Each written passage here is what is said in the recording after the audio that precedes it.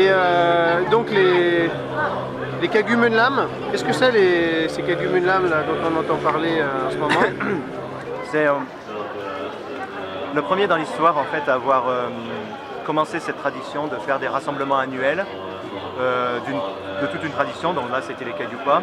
C'est le 7e Karmapa, vers le 15e, 16e siècle, 15e siècle je pense. Et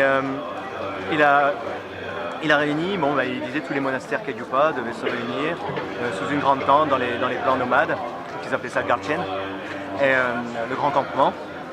Et ils ont commencé à faire des prières pour la paix dans le monde et pour l'harmonie, la paix et l'harmonie dans l'univers. Et cette tradition elle a perduré au Tibet, puis s'est arrêtée à un moment avec l'invasion des Chinois, et le président Kalo Rinpoche a commencé il y a 29 ans maintenant. De relancer cette tradition de rassemblement des Menlam à Bodh Gaya, donc il y a 29 ans.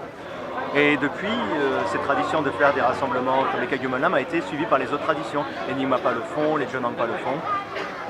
Et avec la venue en Inde du 17e Karmapa, ces Kagyu Menlam ont pris beaucoup plus d'importance parce que Karmapa a pris à cœur de la succession de Kalo Rinpoche.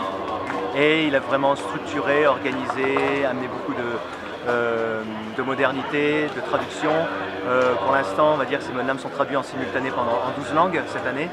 Donc tous les ans, sur Internet aussi oui, c'est webcast en direct sur Internet.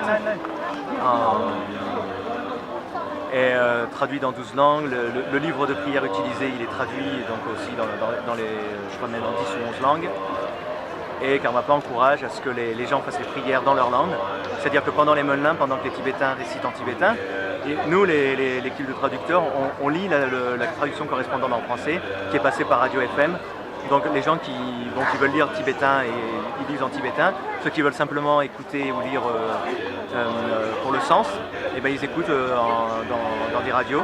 Dans leur radio, ils écoutent le sens. Ce qui permet d'avoir une sorte de ressenti un peu plus fort.